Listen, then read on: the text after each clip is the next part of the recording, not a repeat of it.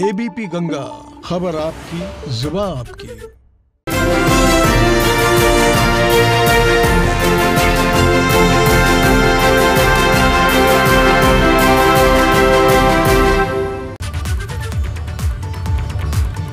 नमस्कार, स्वागत है आपका एबीपी गंगा में। मैं हूं आपके साथ प्राची पाराशर। शाम के 7 बज चुके हैं। वक्त है सुनो यूपी का। शुरुआत करेंगे उत्तर प्रदेश की आज की तमाम बड़ी और अहम खबरों के इस खास बुलेटिन की। और आज की शुरुआत सबसे पहले गाजियाबाद की खबर से, जहां से हुए एक हादसे में कॉफी मशीन में धमाका हो गया, जिसमें कॉफी मशीन के बिल्कुल नजदीक खड़ा एक शख्स बाल बाल बच गया। इस धमाके की तस्वीर वहां लगे सीसीटीवी कैमरे में कैद हो गई। ये खौफनाक हादसा गाजियाबाद के थाना कोतवाली के नए बस्ती इलाके का है। तस्वीरों में भी आप देख सकते हैं कि कैसे कॉफी मशीन फट गई और उसके धमाके से थोड़ी देर के लिए धुएं का गुब्बार छा गया। लेकिन गनीमत रही कि इस हादसे में कोई भी हताहत नहीं हुआ है, कोई भी घायल नहीं हुआ है। लेकिन ये तस्वीरें वाकई में डराने वाली हैं और ये तस्वीरें आपको सावधान करती भी हैं, क्योंकि कॉफी मशीन भी देखिए बम के धमाके में तब्दील हो सकती है और इससे किसी को चोट भी पहुंच सकती थी। हालांकि गनीमत ये रही है कि जो शख्स बिल्कुल बगल में खड़ा है उसे कोई चोट नहीं लगी है, वो बाल बाल बच गया है। लेकिन धमाका इतनी तेज था कि देखकर डर लग जाए। देखिए आप, कितनी जोरदार धमाका हुआ और कुछ देर के लिए सिर्फ धुआं ही धुआं हो गया। एक्सक्लूसिव तस्वीरें आप देख रहे हैं, गाजियाबाद से तस्वीरें सामने आई हैं और ये धमाका आप यकीन मानिए कॉफी मशीन में हुआ है। एक कॉफी मशीन भी इतने धमाके के साथ फट सकती है, वो आप इन तस्वीरों को देखकर अंदाजा लगा सकते हैं। और इसीलिए ये तस्वीरें आपको सावधान भी करती हैं, आपको अलर्ट भी करती हैं। कॉफी मशीन फटने की ये सीसीटीवी तस्वीरें फिलहाल हम आपको दिखा रहे हैं। हालांकि सबसे अच्छी बात ये रही, राहत भरी बात ये रही इस हादसे की कि इसमें किसी को चोट नहीं पहुंची है।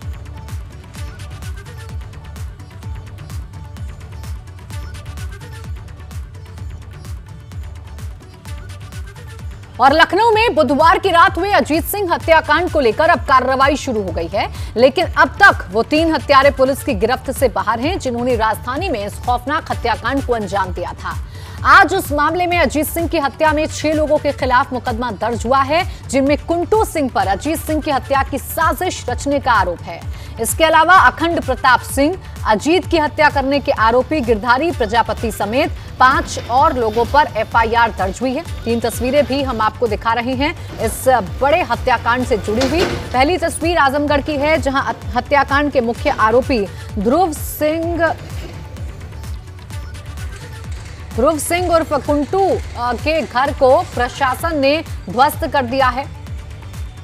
दूसरी तस्वीर भी देखिए आजमगढ़ की ही है, जहां दिवंगत पूर्व विधायक सर्वेश सिंह का परिवार इस हत्याकांड के बाद दहशत में है और उनका भाई यानी सर्वेश सिंह जो अहम गवाह हैं वो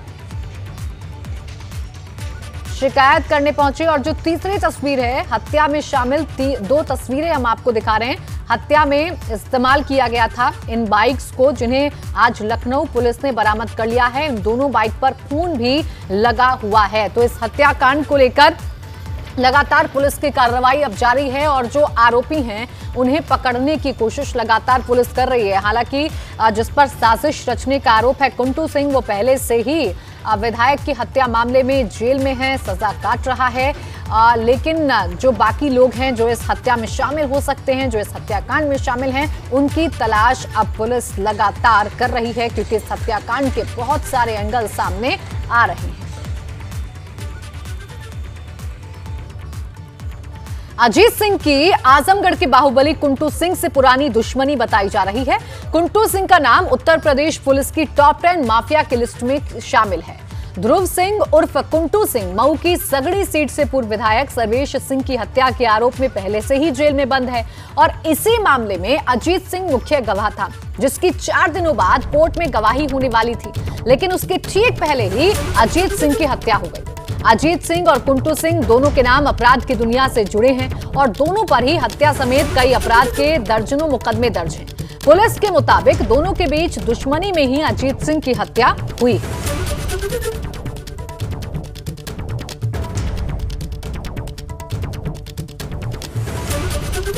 ये दोनों अपराधी हैं। जो मृतक है अजीत सिंह, इसके खिलाफ 19 मुकदमे थे, जो 5 करीब हत्या के हैं। और ये आपको ज्ञात ही होगा, रात में मैंने बताया था, ये पिछले माह ही दिसंबर में ही जिला बदर किया गया था मऊ जिला मजिस्ट्रेट द्वारा। जो साथी मोहर, ये हिस्ट्री सीटर भी थे, जो साथी मोहर सिंह हैं, जो इस मामले के वादी हैं, गवाह भी हैं, वो भी हिस्ट्री सीटर हैं, उनके खिलाफ बहुत सारे मुकदमे हैं। जो जिनका नाम आ रहा है शूटर के रूप में, मारने के रूप में, वो भी इनके कभी साथी हुआ करते थे। तो ये लोग अपराध के जराइम की दुनिया के लोग हैं, जो कभी साथी रहे, कभी अलग हो गए, कभी दुश्मन बन गए, इस तरह का मामला है। वहीं पूर्व विधायक सर्वेश सिंह उर्फ सीपू की पत्नी और मौजूदा विधायक वंदना सिंह ने एबीपी गंगा से खास बातचीत की। इस दौरान उन्होंने अजीत सिंह की हत्या को गैंग वॉर बताया और खुद के और अपने परिजनों की जान को भी खतरा बताया है।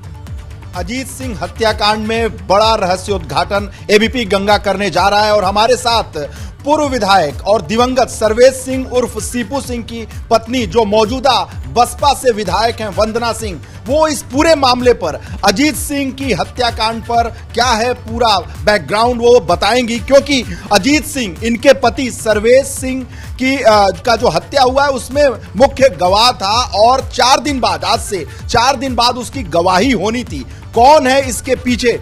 वंदना सिंह जी, सवाल ये है कि आपकी जब पति की हत्या हुई थी उसमें मुख्य गवाह अजीत सिंह है और अजीत सिंह की जो गवाही है वो 4 दिन बाद शुरू होनी थी। ऐसे में अजीत सिंह का क्या रोल था, किसकी भूमिका है, इस पूरे मामले पर प्रकाश डालिए। देखिए, उसमें जो है अजीत सिंह हमारे पति के हत्या में मुख्य वो गवाह थे, चश्मदीद गवाह थे और उनकी गवाही 4 दिन बाद शुरू होने वाली थी। लेकिन कहीं ना कहीं हम यही कहेंगे कि कुंटू सिंह जो है इस समय जो हमारे पति की हत्या में जेल में बंद है, उसने इनकी हत्या करवाई है।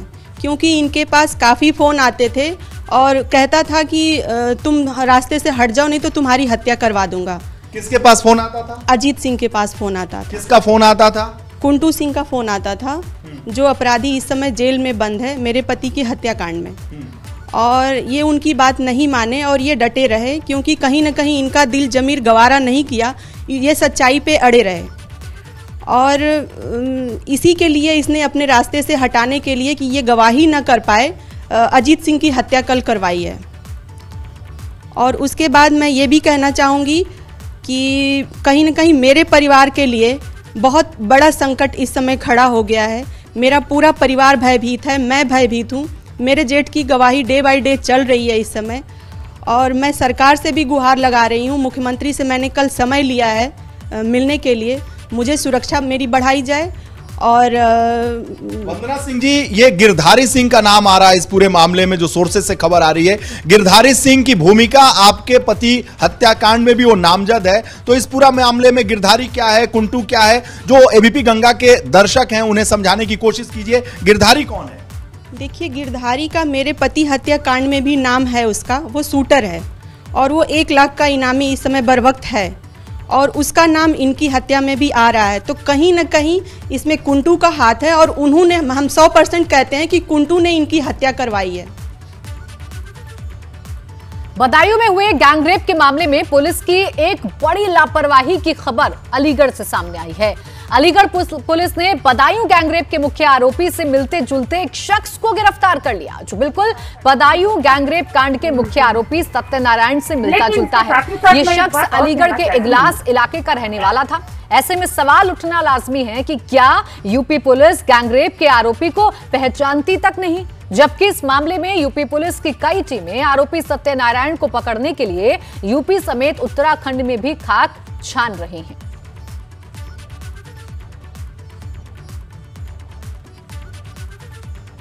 और उस महिला के साथ ऐसी घटना होती है तो इसके मतलब ये मानवता को शर्मसार करने वाली घटना है।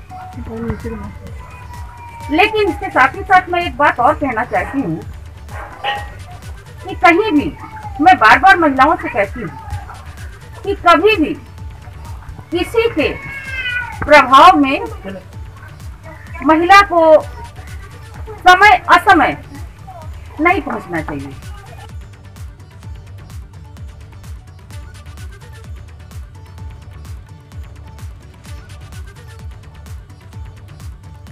चलिए, बेतुका बयान भी आपने बदायूं कांड पे सुन लिया। बढ़ते आगे, लखनऊ से एक बड़ी खबर आपको बता दें। बर्ड फ्लू को लेकर निर्देश जारी किए गए हैं। केस मिलने पर 1 किलोमीटर का एरिया सील किया जाएगा।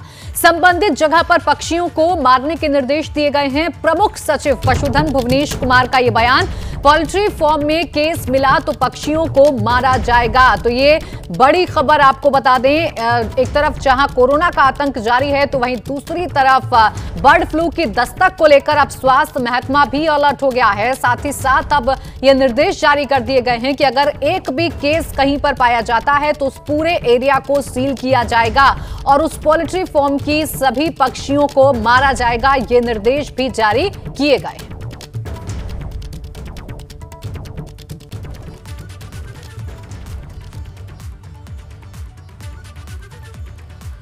तो देखिए, देश पर बर्ड फ्लू का खतरा अब मंडरा रहा है, जिसके बाद उत्तर प्रदेश में स्वास्थ्य विभाग अलर्ट पर है। हम आपको 3 जिलों की तस्वीरें दिखाते हैं, जिसमें आप देखेंगे कि किस तरीके से अब अलर्ट जारी किया गया है और लोगों को बर्ड फ्लू से अब कहीं ना कहीं सचेत किया जा रहा है। तो तस्वीरें भी लगातार हम आपको दिखा रहे हैं और ये भी बता रहे हैं कि किस तरीके से स्वास्थ्य विभाग अलर्ट पर है और शहर शहर अब इसको लेकर कहीं ना कहीं तैयारी की जा रही है। पहली तस्वीर जो आप देख रहे हैं, सोनभद्र की आपको तस्वीर दिखाएंगे और फिलहाल हम आपको ये बता दें कि सोनभद्र में चौपन थाना क्षेत्र में कई कौए और मुर्गियों की मौत हुई है।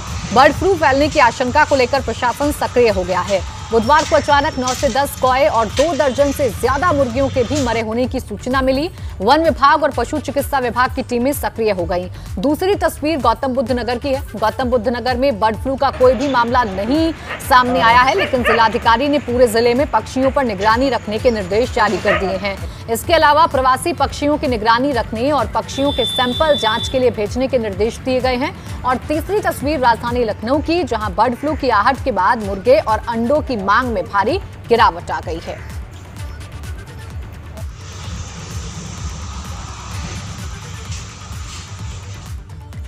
तो भले ही बर्ड फ्लू से बचाव को लेकर तमाम सरकारी दावे हो रहे हों, लेकिन हकीकत में काशी पर अव्यवस्था की वजह से बर्ड फ्लू का खतरा मंडरा रहा है। यहां मीट की दुकानों पर गंदगी का अंबार लगा है। हालांकि पशुपालन विभाग के चिकित्सा अधिकारी व्यवस्था दुरुस्त होने का दावा जरूर कर रहे हैं, लेकिन गंदगी का अंबार देखकर यह कहना बिल्कुल गलत नहीं होगा कि वाराणसी पर बर्ड फ्लू का खतरा मंडरा रहा है। क्योंकि एक तरफ जहां एहतियात बरते जा रहे हैं, तो वहीं दूसरी तरफ आप तस्वीरें देखिए। इन तस्वीरों को देखकर आपको कतई ऐसा नहीं लगेगा कि बर्ड फ्लू की दस्तक से अलर्ट जारी है। ये एक संक्रामक रोग है जो पक्षियों से ह्यूमन में ट्रांसमिट हो सकता है या होता है। लेकिन ऐसे अवस्था में मैं पोल्ट्री फार्मर्स और जो भी उसको व्यवसायी हैं उनको सख्त निर्देश है कि सख्त नियमों का पालन करें, सोशल डिस्टेंसिंग का ख्याल रखें, साफ सफाई की व्यवस्था करें। यदि वो अधोमानक पर खरा नहीं उतरते हैं तो उनके विरुद्ध कड़ी कार्रवाई करने के लिए हम लोग बाध्य हो जाएंगे। बर्ड फ्लू को रोकने के लिए वाराणसी में प्रशासनिक अमले द्वारा तमाम दावे किए जा रहे हैं, लेकिन दावों की सच्चाई क्या है इसे जानने के लिए हम एक मीट शॉप पे पहुंचे हैं।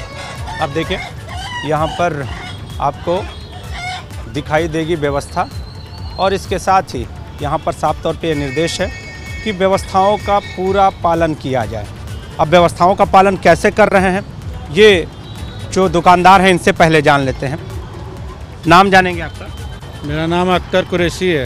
अख्तर जी, आप लोग कितनी सतर्कता बरत रहे हैं? करते क्या क्या हैं? कैसे अपने दुकान को साफ करते हैं? क्या करते हैं? पुनेन से साफ करते हैं, इसकी दवाई आती है, छिड़काव करते हैं जो है, और साफ़ सुथरा से मुर्गे भी जो है जिसको देते हैं एकदम सफाई से देते हैं जो है। सर, कुछ गंदगी भी दिखाई दे रही है, वो जो नीचे के स्तर पे उन्हीं का जो है क्या नाम से वो अलग से है, वो बकरा वकरा बेचते हैं उस हमसे नहीं, मतलब हमारा ये दुकान है, हम अपना सफाई से देते हैं जो है। वो दुकान किसी और की है, शायद ये दुकान आपकी है। सर, आप यहाँ पे सफाई को लेकर कितने सतर्क? सफाई बहुत होता है यहाँ पे। सफाई दिखाई तो नहीं दे रही है, सामने तो गंदगी। अब शाम हो रहा, सफाई होगा, दुकान धोआएगा, पूरा एकदम सफाई होकर एकदम बराबर हो जाएगा। सफाई दोनों टाइम होता है, सुबह भी होता है, शाम भी होता है। जानवर भी है तो लेड़ी पेड़ी हकते ही बकरा है। हम इस वक्त जिस मीट शॉप पे खड़े हैं, यहाँ पर आप देख सकते हैं कि आपको थोड़ी बहुत गंदगी भी दिखाई देगी। और प्रशासनिक दावों की अगर बात करें तो दावे अपनी जगह हैं। कहा यह जा रहा है कि अगर इन दुकानों की सफाई नहीं दिख हुई, अगर इन दुकानों को फ्लू से बचने के जो मानक हैं उन मानकों का प्रयोग करते हुए नहीं देखा गया तो कार्रवाई होगी। लेकिन हालत आपके सामने है। और इसके साथ ही आपको बता दें कि सिर्फ मीट शॉप ही नहीं बल्कि मुर्गी पालन करने वाले, मुर्गी को बेचने वाले जो भी लोग हैं उन्हें भी साफ तौर पर आदेश दिए गए हैं, लेकिन उन आदेशों की कहीं न कहीं अवहेलना भी होती नजर आ रही है। कैमरामैन विशेष के साथ नीतीश कुमार पांडे, एबीपी गंगा, वाराणसी। अब हम बात करेंगे अयोध्या में भगवान राम के मंदिर निर्माण की, जिसके लिए विश्व हिंदू परिषद मकर संक्रांति से जन सहभागिता अभियान शुरू करने जा रहा है, जिसके तहत विश्व हिंदू परिषद के 4 लाख कार्यकर्ता घर घर जाकर लोगों से संपर्क करेंगे और 10 रुपए, 100 रुपए और 1000 रुपए के कूपन के मंदिर निर्माण के लिए धन संग्रह करेंगे। यह अभियान 27 फरवरी तक चलेगा। राम मंदिर तीर्थ क्षेत्र ट्रस्ट के महासचिव चंपत राय ने सोशल मीडिया के माध्यम से लोगों से अपील की है कि रामलला के मंदिर निर्माण के लिए लोग ज्यादा से ज्यादा सहयोग करें। चंपत राय ने कहा है कि श्री राम जन्मभूमि तीर्थ क्षेत्र ट्रस्ट की इच्छा है कि हर व्यक्ति के सहयोग से राम मंदिर का निर्माण।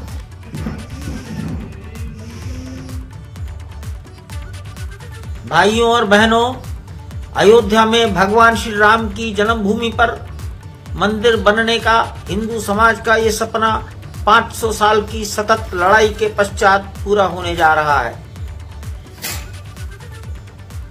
इस मंदिर को, इस जमीन को प्राप्त करने के लिए लाखों लोगों ने जीवन में कष्ट सहा है, बलिदान दिया है। इसलिए आज आवश्यक है कि करोड़ों हाथों से, करोड़ों घरों के सहयोग से ये मंदिर बने। भारत सरकार ने इस मंदिर निर्माण के लिए श्री राम जन्मभूमि तीर्थ क्षेत्र के नाम से एक ट्रस्ट का गठन किया है। इस ट्रस्ट की ओर से सारे देश में जनसंपर्क अभियान चलाया जाएगा। मकर संक्रांति से माघ पूर्णिमा, रविदास जयंती 27 फरवरी तक। और इस वक्त बड़ी खबर आपको बता दें, सरकार किसानों की बातचीत से पहले हलचल बढ़ गई है। बाबा लखावल ने कृषि मंत्री नरेंद्र सिंह तोमर से मुलाकात की है। बाबा लखावल ने कृषि मंत्री को प्रस्ताव दिया है। किसानों और सरकार के बीच मध्यस्थता की पेशकश यहां पर की गई है। तो ये अहम खबर आपको बता दें, किसानों और सरकार के बीच अब मध्यस्थता की पेशकश भी यहां पर की गई है। किसानों और सरकार की कल 9वें दौर की बातचीत होनी है। बाबा लखावाल ने कृषि मंत्री से मुलाकात की और प्रस्ताव दिया है सरकार और किसानों के बीच मध्यस्थता करने के लिए। आपको बता दें कि सरकार और किसानों के बीच बातचीत अभी नहीं बन रही है। तो कल किसान और सरकार के बीच बातचीत होनी है। इससे पहले आपको बता दें कि कई बार किसानों की बातचीत सरकार से हो चुकी है। किसान कृषि कानून को रद्द करने की मांग पर अड़े हैं। अब तक किसानों की सरकार से चली बैठकों में ठोस नतीजा नहीं निकला, जिसके बाद कल ही बैठक पर सबकी निगाहें टिकी। तो आपको बता दें कि कल की बैठक पर अब सबकी निगाहें टिकी हुई हैं, क्योंकि ये उम्मीद लगाई जा रही है कि शायद कल की बैठक से कोई नतीजा निकल पाए। अभी जितनी भी दौर की बातचीत सरकार से किसानों की हुई है, उससे कोई भी नतीजा नहीं निकला है। सरकार जहां कानून को वापस लेने के लिए राजी नहीं है, तो वहीं दूसरी तरफ किसान इस मांग पर अड़े हुए हैं कि कृषि कानूनों को जब तक वापस सरकार नहीं लेगी, तब तक वो अपना आंदोलन खत्म नहीं करेंगे। और उससे ठीक पहले, यानी अगर हम आज की तस्वीरों की बात कर लें, तो आज किसानों ने अपना शक्ति प्रदर्शन भी किया है। ट्रैक्टर रैली के जरिए उन्होंने अपना दमखम दिखाया है। तो कृषि कानूनों के विरोध में आंदोलन के बीच सरकार के साथ बातचीत के बावजूद हल नहीं निकलने से नाराज किसानों ने आज ट्रैक्टर रैली निकालकर विरोध प्रदर्शन किया। इस दौरान दिल्ली समेत गाजियाबाद, नोएडा, ग्रेटर नोएडा, मेरठ, गाजियाबाद, पीलीभीत, सीतापुर समेत कई जिलों में किसानों के समूह ट्रैक्टरों के साथ सड़कों पर उतरे। पीलीभीत में महिलाओं ने ट्रैक्टर चालक कृषि कानूनों के विरोध में प्रदर्शन किया, जबकि सीतापुर में किसानों की ट्रैक्टर रैली की वजह से जाम लग गया। वहीं गाजियाबाद और नोएडा, ग्रेटर नोएडा में भी किसानों ने हाईवे और एक्सप्रेसवे पर ट्रैक्टरों को दौड़ाकर कृषि कानूनों के खिलाफ प्रदर्शन किया।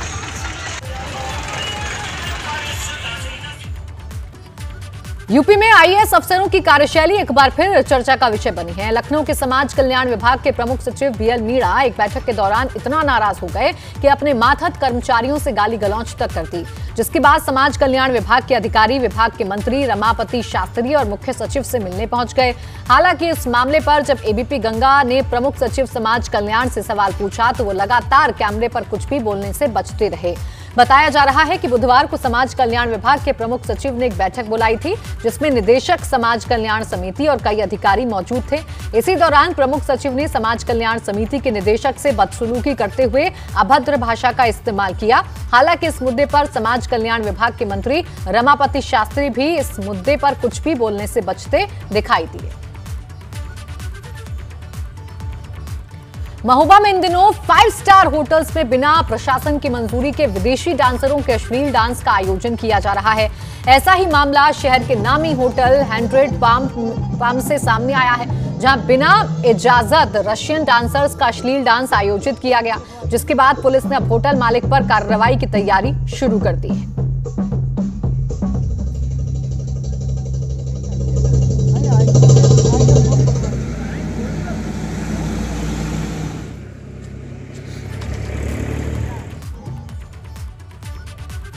और इसी के साथ फिलहाल इस बुलेटिन में बस इतना ही। आप देखते रहिए एबीपी गंगा, खबर आपकी, सुबह आपकी।